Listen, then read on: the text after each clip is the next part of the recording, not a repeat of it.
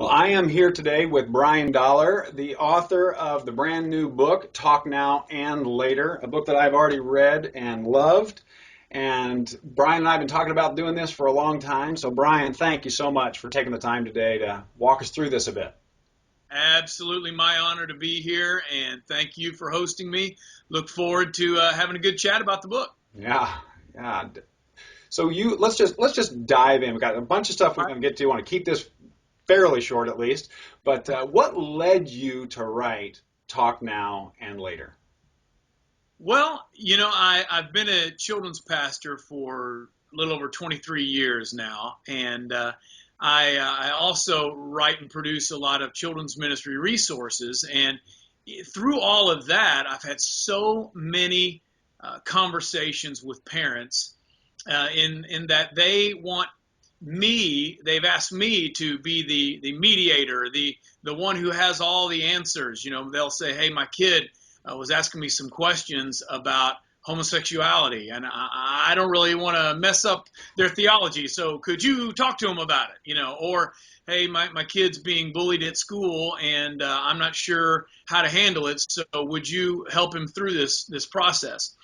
From every imaginable topic, I've had parents come and ask, and I realized, okay, part of that I understand has been the mistake that children's ministry professionals, quote unquote, have made over the last few decades, and that we've kind of elevated ourselves as the answer people, and that we're going to be the one leading your children through the spiritual walk and the spiritual experience. So I owned part of that, but I also realized that a lot of it was because parents just hadn't been equipped.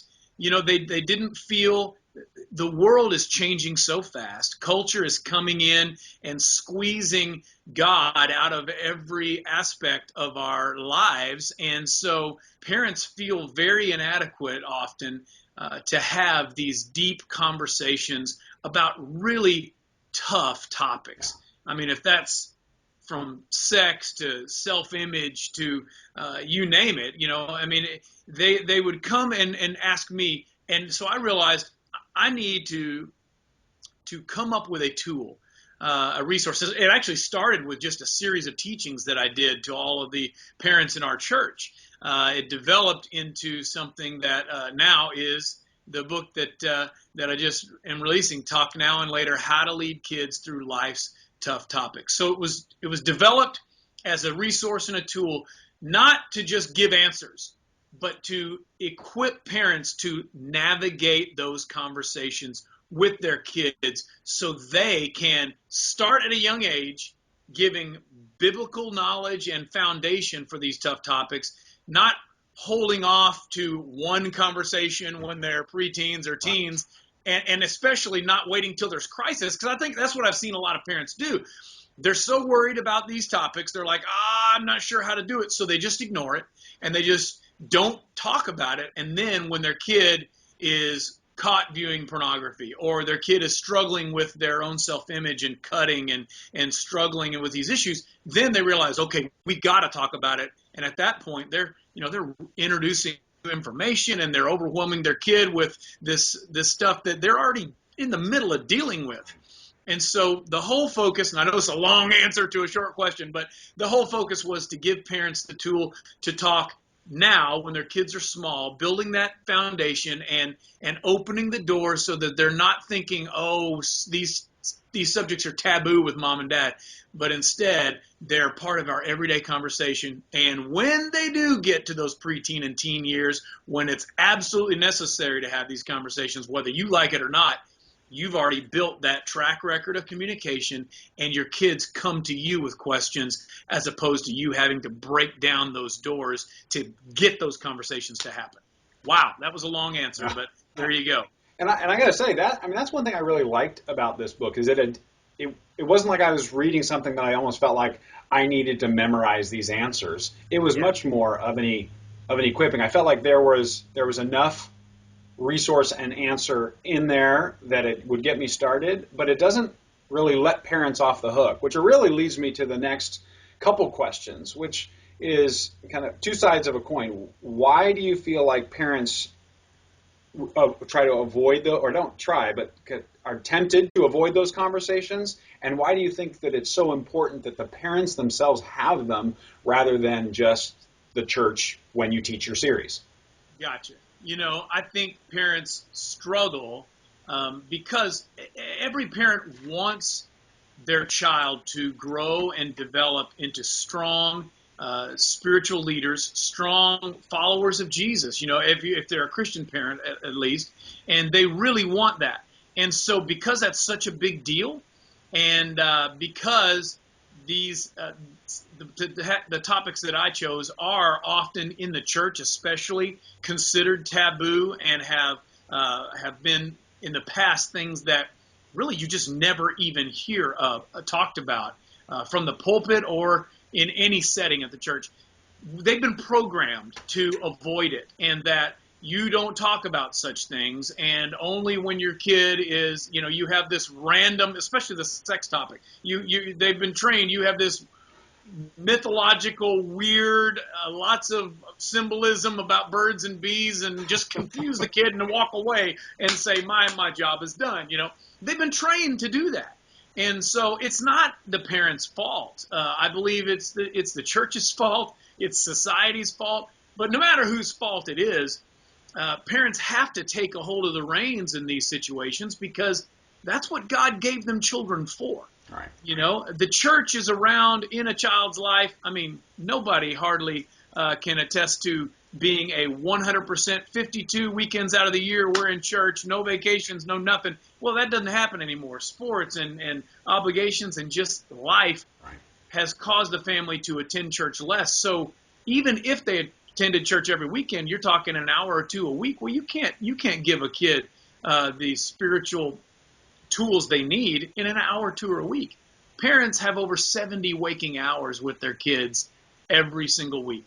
And that's, backing out school and sleeping. I realize not every parent uses all that time to make that positive impact in their kids' lives, but the time's there. You can't argue with that. Right. And so that's why I believe God, he created the institution of the family a long time before he ever instituted the church. And children's ministry professionals came decades and decades after that. Indeed. And so parents are there with the kids, and parents are the ones that God has entrusted with the spiritual development of their children. And as I say, and you probably picked up on throughout the book, every conversation is a spiritual conversation. Absolutely. Because you want to infuse the Word of God and the biblical perspective and biblical worldview on all of these topics every time you have the conversation with your kids. Absolutely.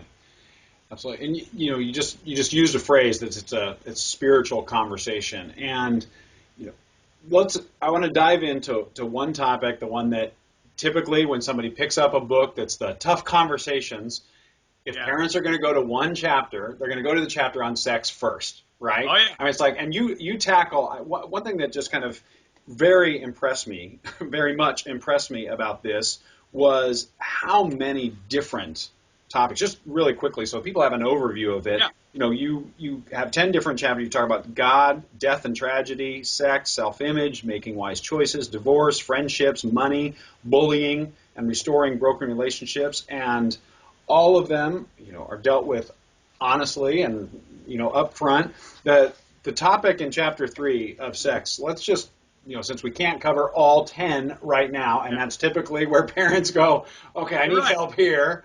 You talk about this spiritual experience, that sex is, having conversation with your kids about sex is a spiritual experience. So what do you mean by that? And I always get some eyebrows.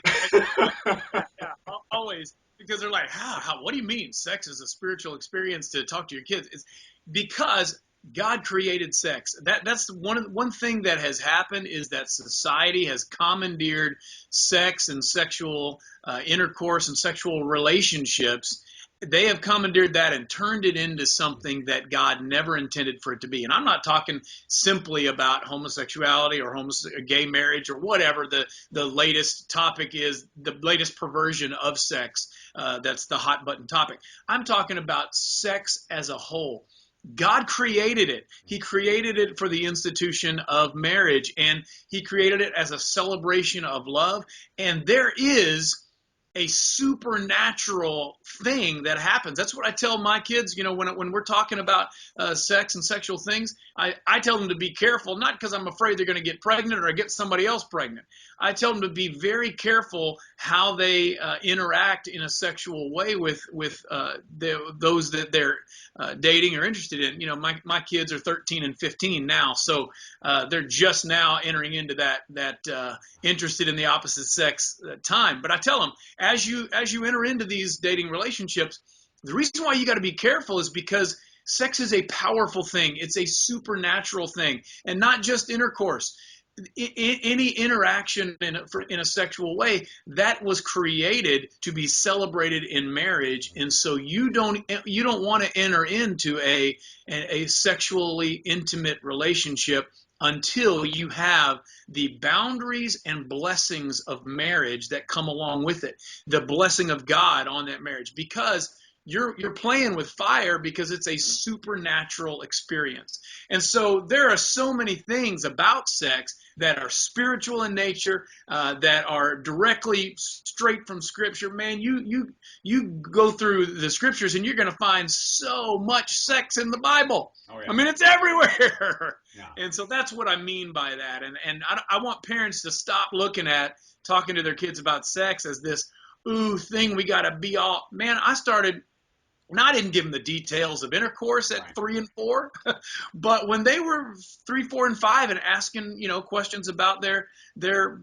private areas and whatnot, I didn't shy away from that and give them goofy little nicknames like their wee wee and their woo woo, and all that stuff. I hear all this crazy stuff. And then you have even, moms who've told me stories about how they've lied to their kids and made up these crazy stories about where kids come from. We told them, we gave them the facts. We didn't overwhelm them with details, but we never lied to them or misled them either. We weren't afraid to say, you know what, we'll give you more details when you get older and can handle it better. But I think when we get all, nervous and freaky about it, they're going to think, oh my goodness, these are nervous and freaky questions.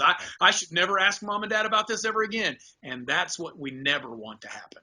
Absolutely. And I do like the way that you talk about a lot of these topics under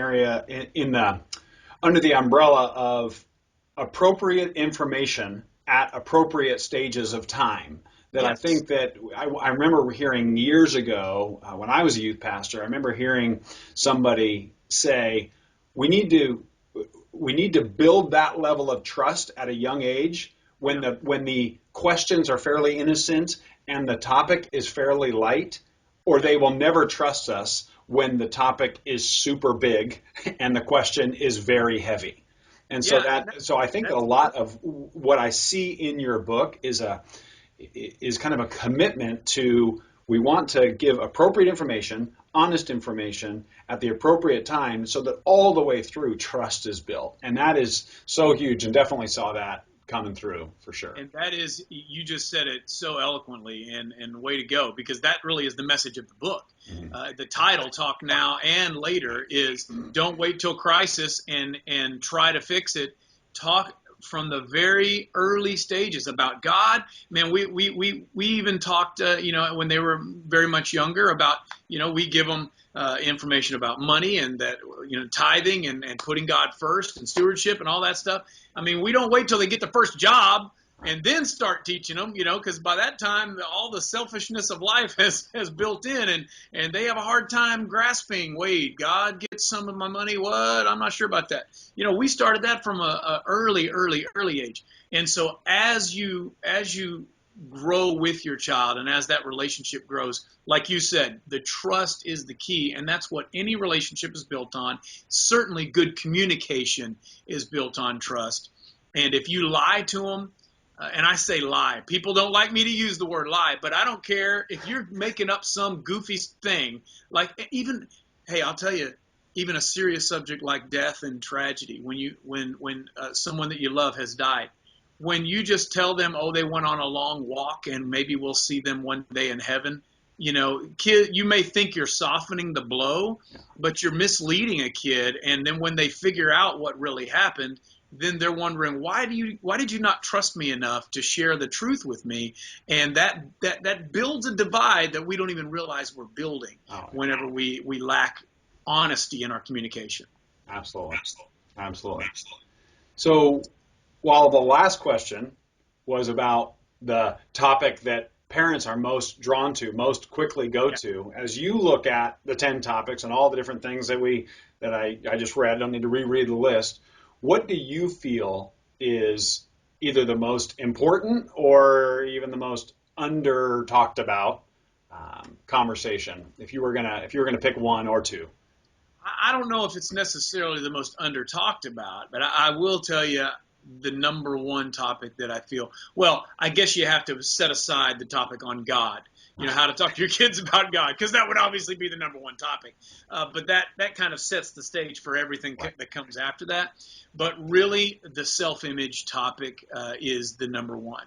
We had this strange phenomenon happening in the last couple decades with parenting that we want to build our kids' self-image up so much that we give everybody a trophy, and everybody wins first place and nobody's a loser, and we're so worried about feelings that we have actually created these fragile little creatures, that the moment they hear something negative, they are thrown off and they're completely overwhelmed by those emotions. And so with this self-image topic, my focus is don't butter up your kids and don't just tell them how great they are and they're the perfect little specimens of humanity, but instead focus on what the scripture says about self-image, and that they are God's masterpiece. Absolutely. They were created by him, for him, and for a purpose, and that the whole goal is to discover how they can get closer to him and become more in the image of Jesus, but also they can discover what is that purpose for their life. And their self-image is not wrapped up in how pretty they are, how much they can do sports, whatever. I mean, I don't mean don't give your kids compliments. If they do something well, tell them, and certainly help them to get better. But I think parents have been so worried about their kids' self-image that they don't give them the honest truth. They don't give them truthful feedback, and they base their self-image based on approval and what somebody else thinks of them, as opposed to from day one saying, you belong to God, you are his masterpiece, you got some different strokes that other people don't have on your canvas, but that's okay, because he knew exactly what he was creating when he created you. And that message, I believe, is the most important message because it permeates everything else in the book. Absolutely. And just so the people watching this don't know, I didn't know what topic you were going to pick. I knew I wanted to ask that question, but I didn't know which one you were going to pick. But it's so interesting because when I talk to parents, which I just did a parenting workshop this last weekend, and one of the things that I focus on is we need to make the living out of our faith an issue of identity, not an issue of morality.